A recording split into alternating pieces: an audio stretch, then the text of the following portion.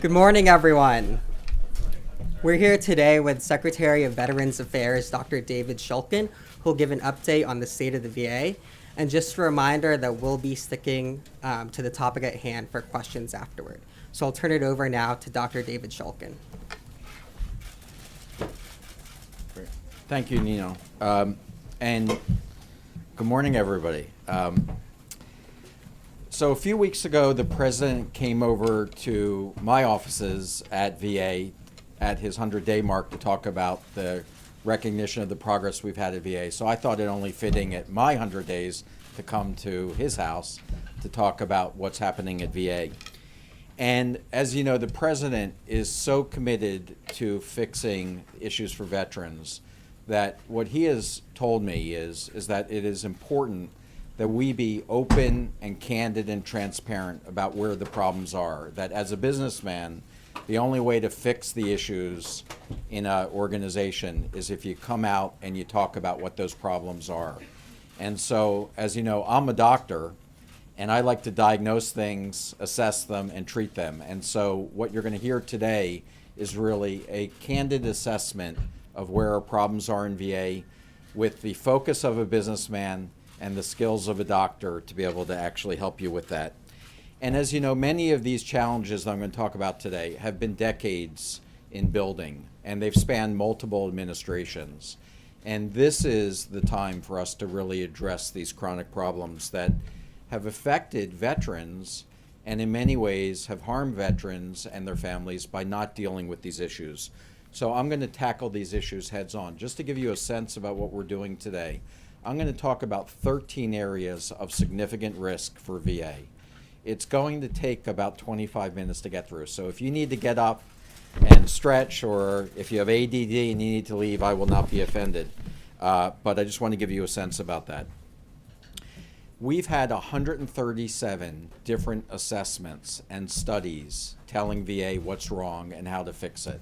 And what we've done in my first 100 days is to go through these studies, the Commission on Care, independent assessments, as well as our own internal assessments to come up with these 13 areas of risk that I want to share.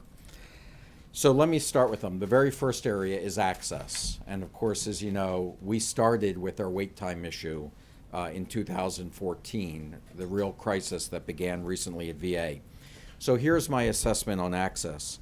We've done a significant job in improving access to care for clinically urgent veterans. So people with clinically urgent needs are now being addressed in a much more efficient way. We've developed same-day services in every one of our 168 medical centers for primary care and mental health. And in fact, today, over 22% of veterans are seen on the same-day basis. What we've done recently is we've posted our wait times for every single one of our medical centers across the country in a public forum for everybody to see what's good and what's not good in terms of wait times. There is no other health system in the country that has done anything like that, and there is no comparison to what the VA is doing in terms of transparency and wait times. Yet, veterans are waiting 60 days or more for new appointments in primary care and mental health at 30 of our locations nationwide. So we still have more to do. And while, as I mentioned, we've done well with meeting the urgent needs of veterans, 10% of the time when a provider wants a follow-up appointment in a specific time frame, we're not meeting that provider's clinically assessed time for a veteran to come back, and that's something we have to address. 16% of our primary care clinics are over 100% capacity. When that happens, we can't fully meet their needs in terms of access to care. 10% of our outpatient centers do not offer same-day services today. Now, we are committing by the end of this year that all of our outpatient centers will offer same-day services in primary care and mental health, but today 10% are not meeting that. The second category is paying providers when veterans go out into the community. And as you know, our CHOICE program, our community care program, has provided increased access for millions of veterans. And we have 500,000 community care providers, doctors and others out in the community who participate in our network. But Providers are increasingly frustrated with the VA's ability to get them payments, to the point that some of them are actually leaving our network, and that's obviously working against us. It takes more than 30 days to process 20% of our clean claims at VA, and that affects about 25,000 providers across the country. In addition, we have about $50 million in outpatient bill charges that are 6 months or older. As of April this year, only 65% of our claims are handled electronically. That's far below what you'd find in the private sector. And so we need private sector help in order to find new solutions to get that number well above 65% so we can have faster adjudication and payments to our community providers. The third area is community care in general. Though we've made a lot of progress with our choice program because we've had over 70 amendments or modifications to our original contract, we still have 8 separate programs for paying community care. That just makes it too complex, and it's confusing veterans and our employees alike. In terms of the complexity of this program, it results in VA rejecting 1 out of 5 community care claims. The rules are so complex, people are so confused, 20% of our claims are rejected, and that's much higher than what you'd find in the private sector. And we need Congress to help us fix those 8 separate programs and put them into a single program. In terms of our choice program, we still today only have 3 Department of Defense facilities that participate in the choice network. And we need to get the Department of Defense and VA to make all their facilities and our facilities open to veterans and to active service members. We certainly have to work with Congress and our veteran service organizations to redesign this choice program. It will expire essentially at the end of the year, and we need new legislation this Congress to make sure that veterans don't go back to waiting longer than they need to wait to get care in the community. So we have to pass legislation this year.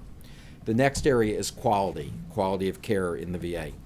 We've shared with you our star rating systems. We now publish that on our websites, and we also now publish quality of care comparisons between VAs and local community hospitals. And in that, we've identified 14 of our VAs that have 1-star ratings. That means that their quality is below the standard in the community. And so that's not acceptable to us. We're deploying teams and implementing performance plans for each of those facilities. Veterans shouldn't have to accept low quality care, and they deserve our very best. I think everybody agrees with that. And when they're not getting the best that they can get in the VA and the community offers better, that's what we're going to work to do in a revised choice plan, is to allow them to go out into the community if they're not getting the very best care. The next area is disability claims and appeals. We have currently over 90,000 disability claims that are taking more than 125 days to process. Our goal is to cut that in half over the next 2 years, but 90,000 plus is too many to be acceptable. Last week, we processed a claim for disability in 3 days. That's called a new process called a decision-ready claim. We're going to be introducing decision-ready claims nationwide on September 1st of 2017. And in addition to that, we're going to be going paperless throughout all of our Veterans Benefit offices by mid-2018.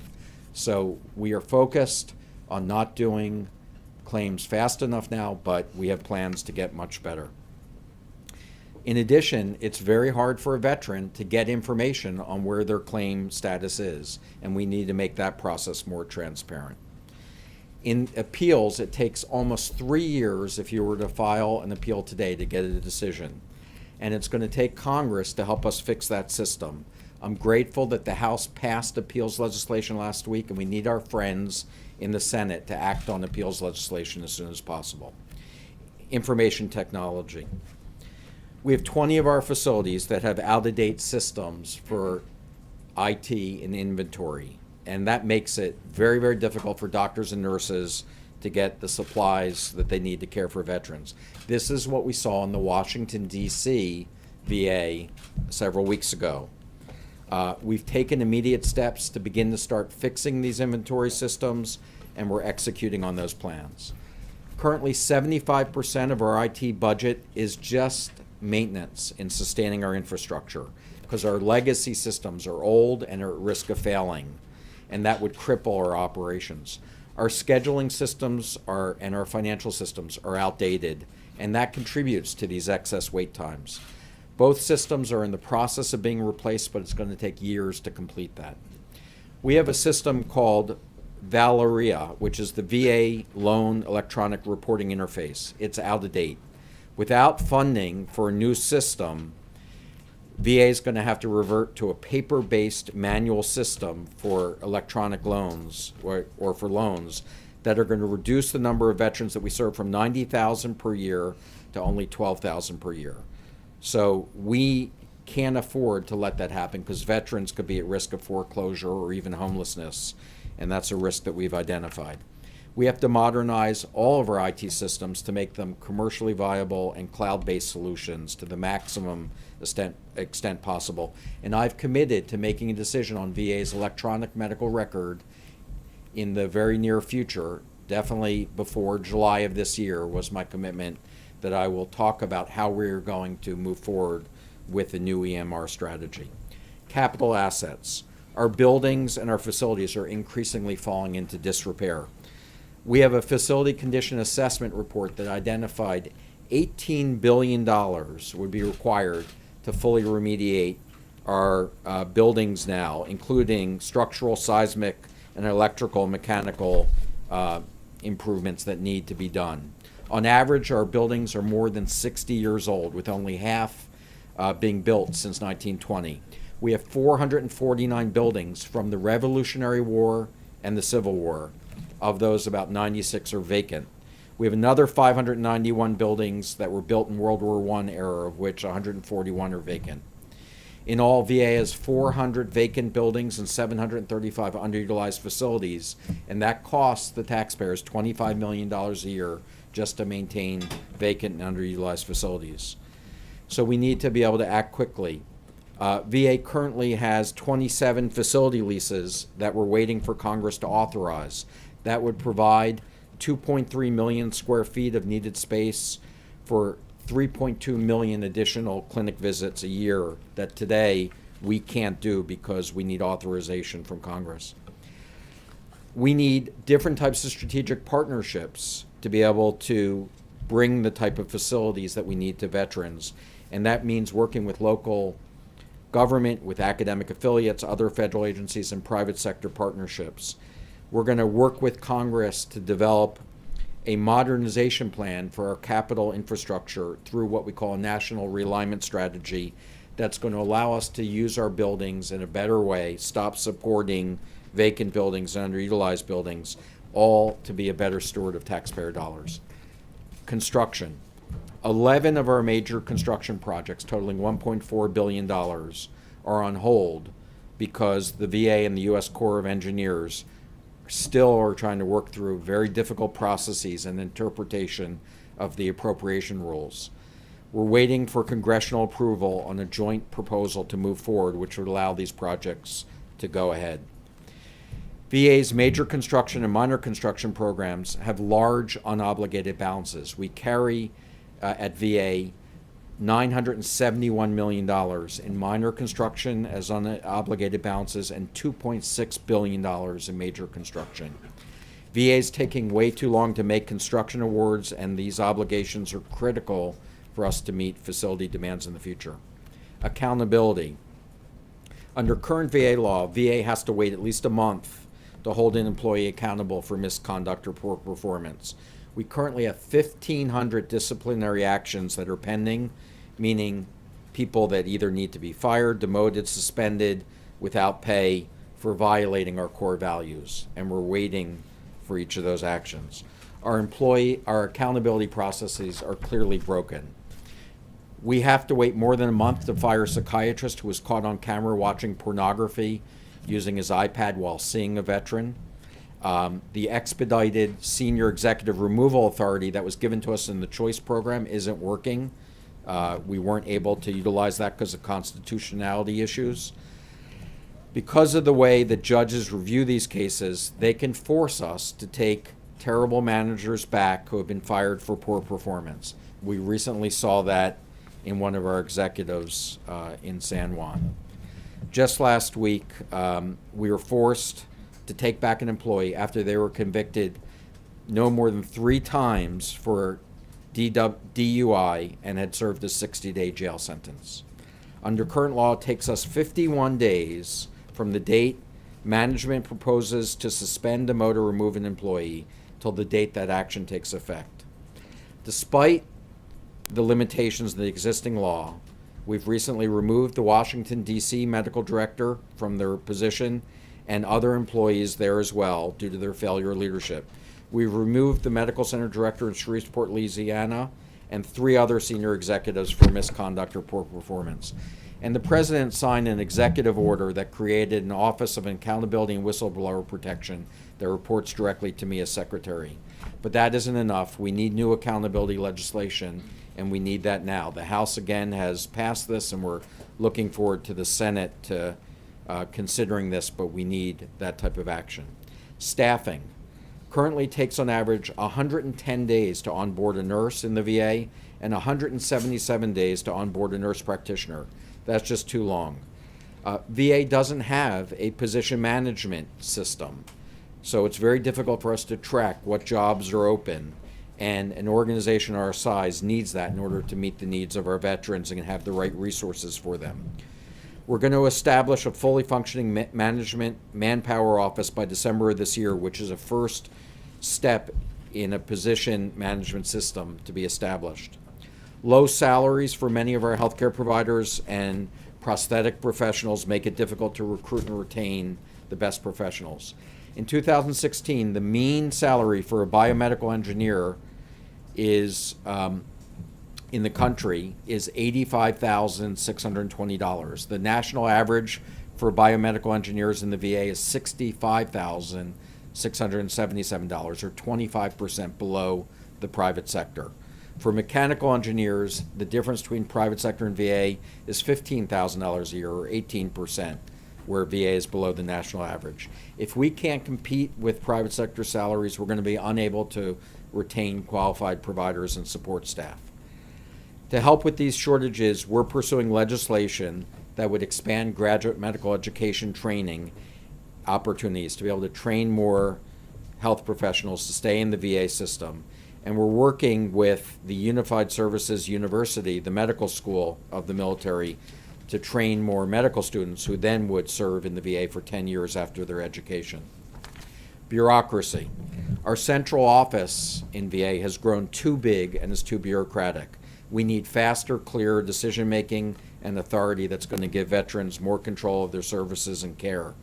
I've directed the VA central office to remain under a hiring freeze as we consolidate program offices. We have 140 program offices.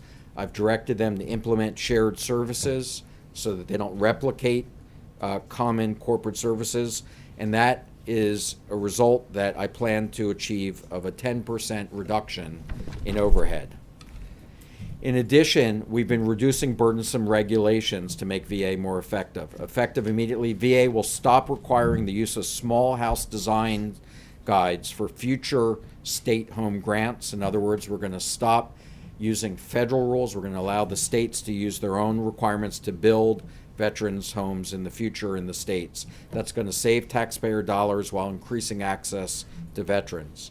A few weeks ago, we announced the VA is removing the more restrictive guidelines for mammography for women and instead adopting the American Cancer Society mammography guidelines that will allow women veterans more access to care. We're restructuring our caregiver regulations to get services to veterans and make it less burdensome to get help from caregivers. Our vets.gov website is making it possible for veterans to get better access to our services. At this time last year, only 10% of benefits applications were done online, and because of our vets.gov website consolidating this, we now have 8 times that number online a year later. Over 200,000 veterans have applied for health benefits using vets.gov.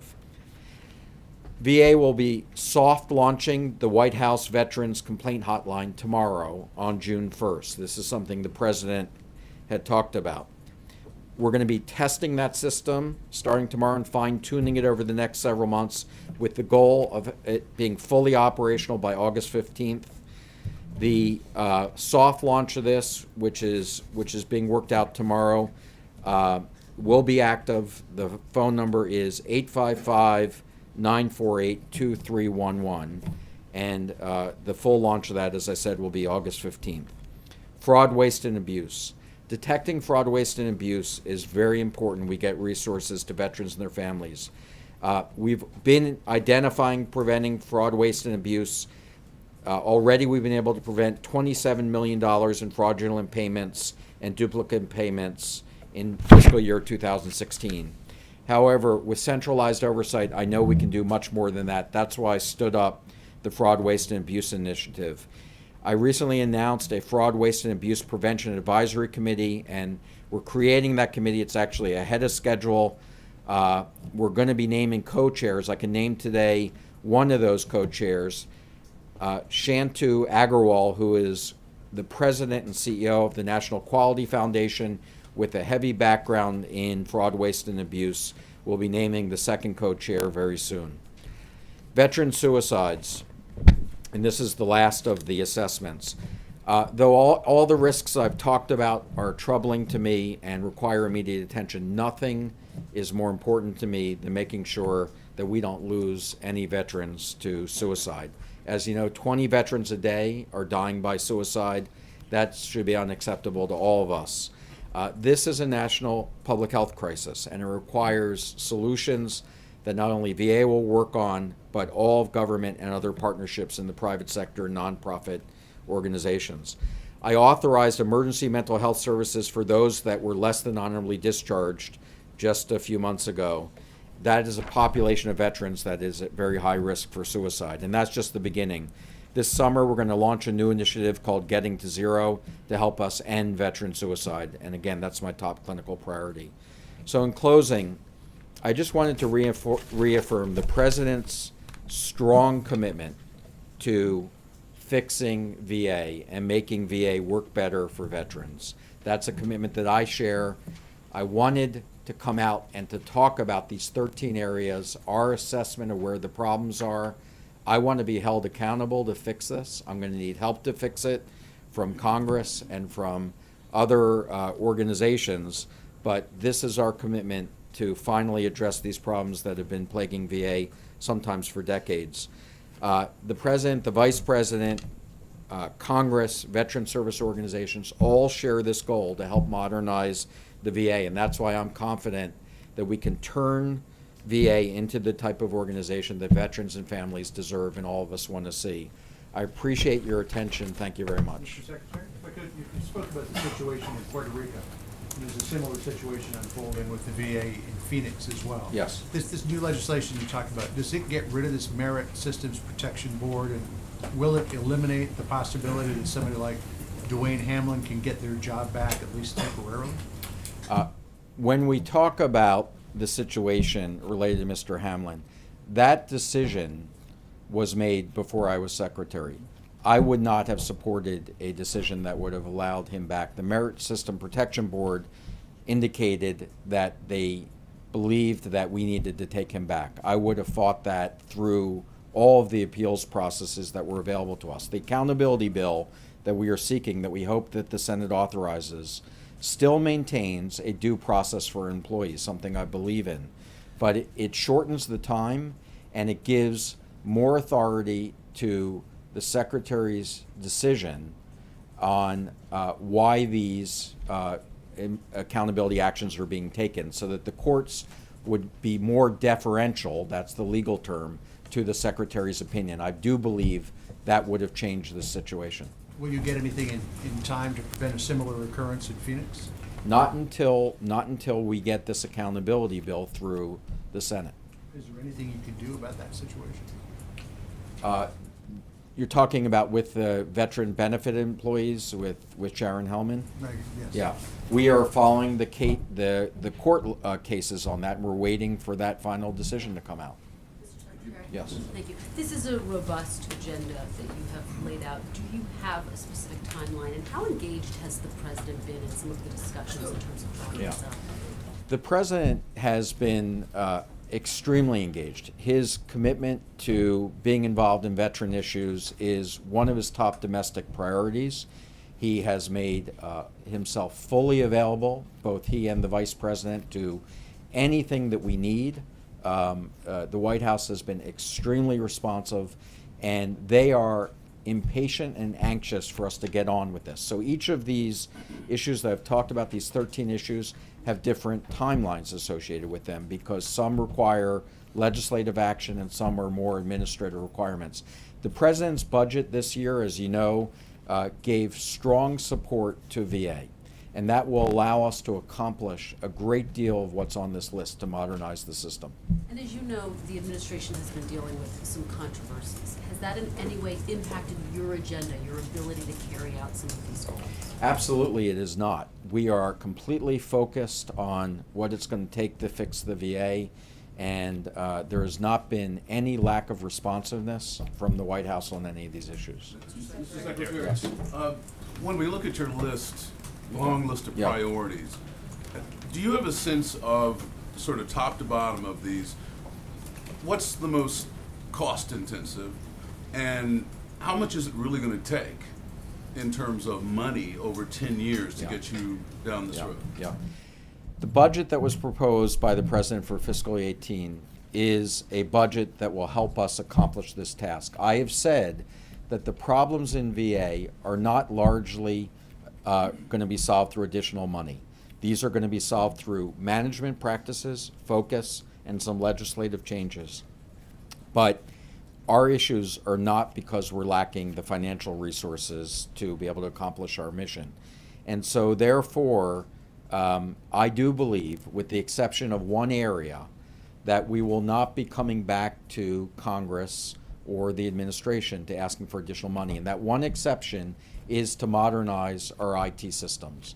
I've said that I will make an announcement as soon as I can before July 1st that is either going to look towards outsourcing our current system to a commercial vendor or picking a system that is a commercial off-the-shelf system and to get VA out of the software business. And that will require an initial capital investment that's not in our fiscal year budget. Is this the most expensive thing that you have Yes. to do? And facilities after that? Facilities are important. What I'm looking to do in this national realignment strategy is to make sure that we're using our current resources most effectively. That's why when I'm spending money on vacant and underutilized buildings that aren't helping veterans, I want to realign that to help invest back into our facilities that need capital repairs. Mr. Secretary? Yes. The leaders of the American Legion wrote a rather impassioned Yes. op-ed last week that suggested that a promising solution to the suicide problem could be increased medical use of cannabis. You talked about it being a national health crisis that requires all of government.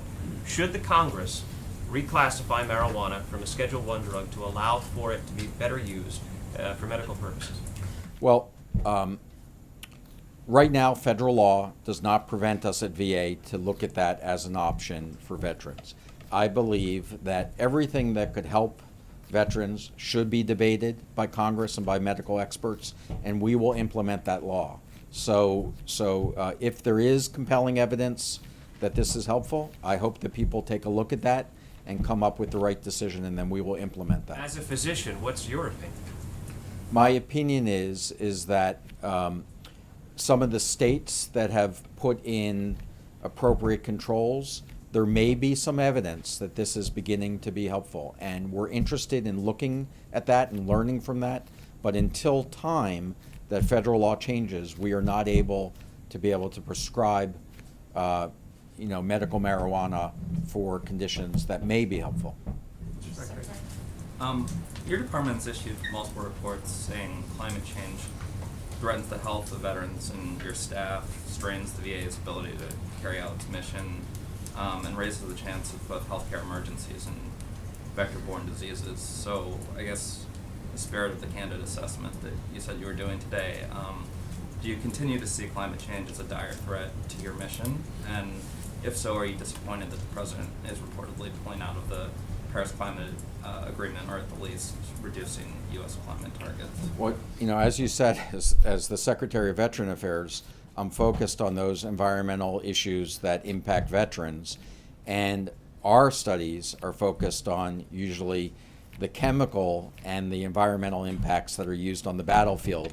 Those are the ones that I continue to be focused on, and beyond that, it really is beyond my scope as Secretary. You don't believe, or you're sort of repudiating the multiple reports that have come out of your department that say climate change in the broader sense, brings up cardiovascular disease and is a real kind of issue for your department. I'm It's not. not something that you're even considering at this point. Look, I am focused on the health of our veterans, and clearly there's a relationship between health and the environment. What I'm not focused on is the bigger political issues about United States policy on other types of reform. I'm focused on the health of veterans. Yes. You said it's going to take $18 billion to repair these facilities. Do you have plans to close any of them? What we're doing is, under a national realignment strategy, we're looking at the best use of our current resources, because $18 billion is not a realistic number for us to be able to get to invest and put all of our facilities up to speed. So we're looking at using the current resources that we have the best to help veterans.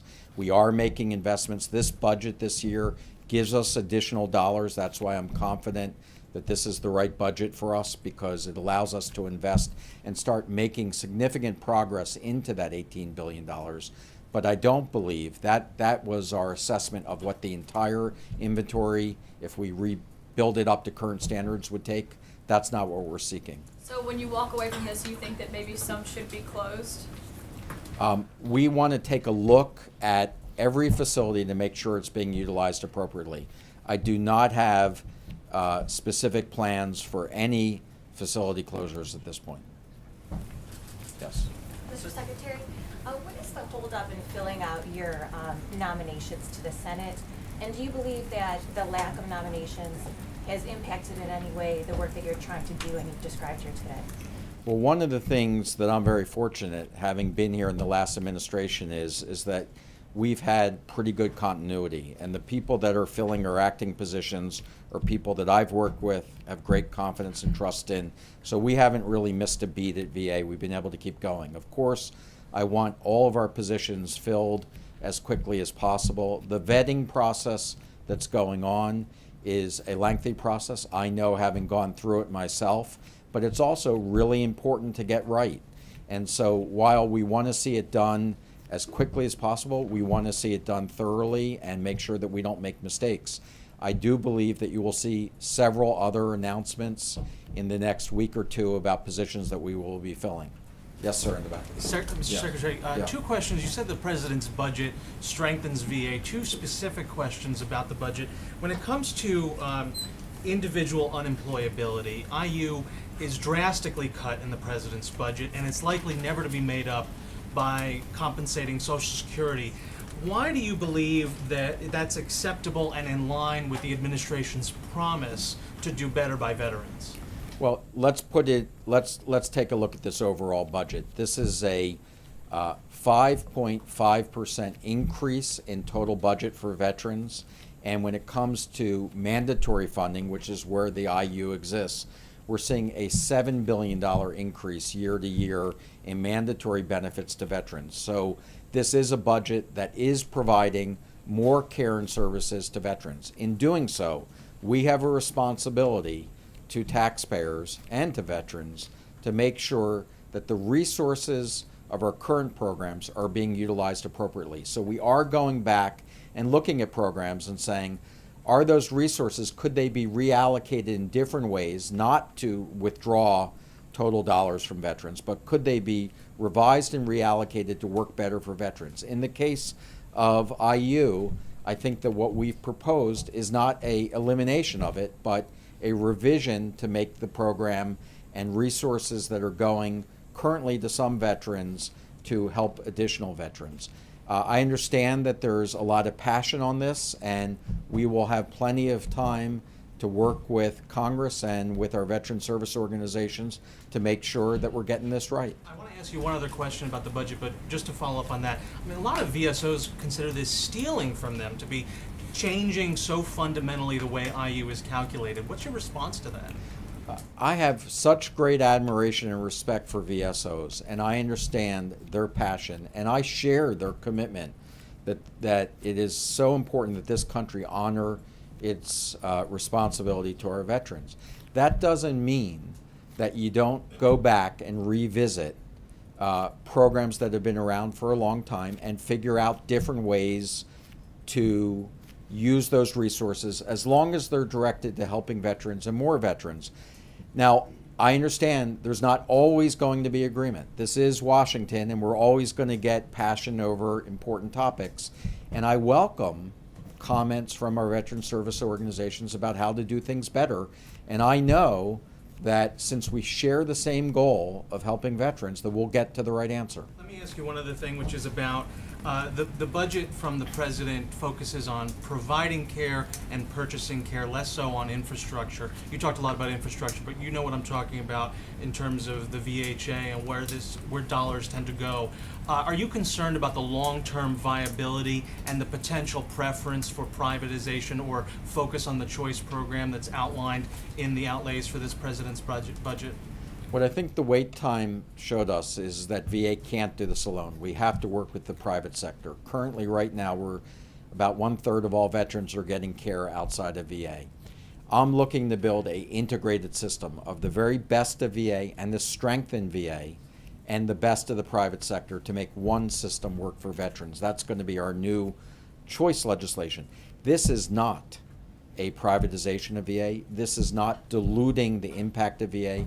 Every day I'm in this job, I am more and more convinced that veterans and America need a strong VA. It's essential for national security. It's essential to honor our commitment.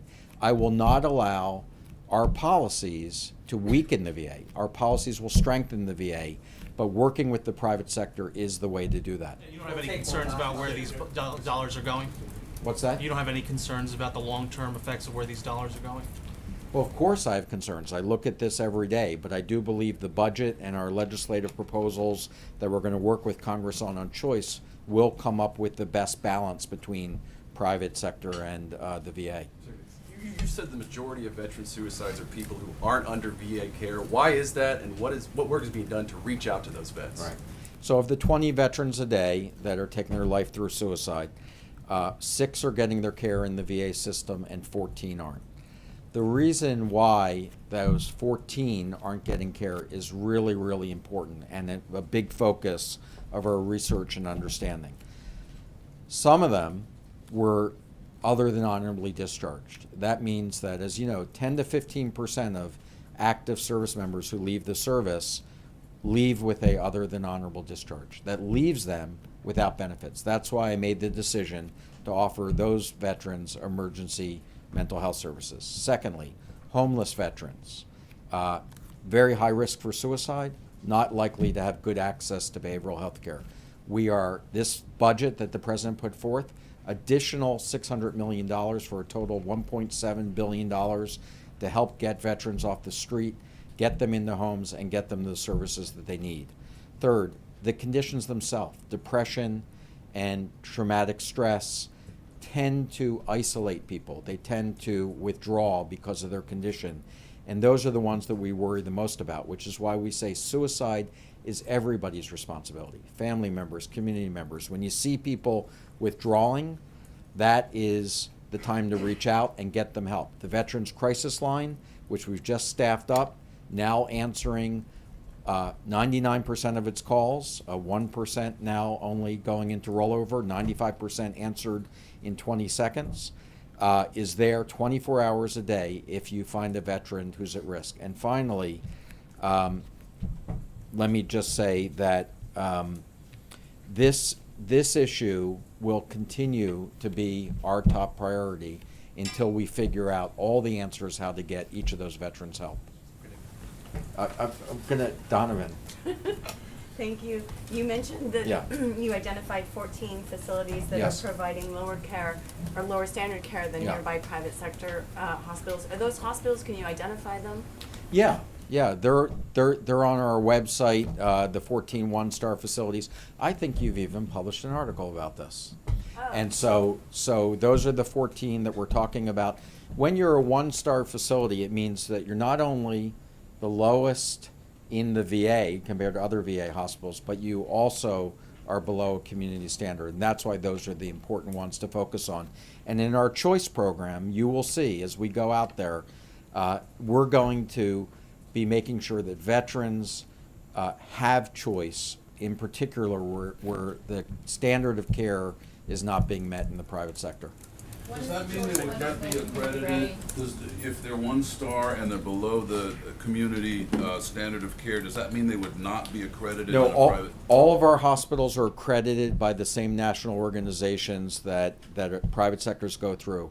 When you talk about below standards, we're talking about averages. And so by definition, there's always going to be those that are below. VA has set a bar that is above average, that essentially we want all VA hospitals, because we believe all veterans deserve the very best care possible. So it's not a minimal standard. All of our hospitals are accredited.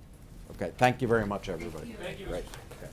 If you didn't get a copy of the packet distributed before the briefing, it's available in Lower Press as well as on their website. Thanks, everyone.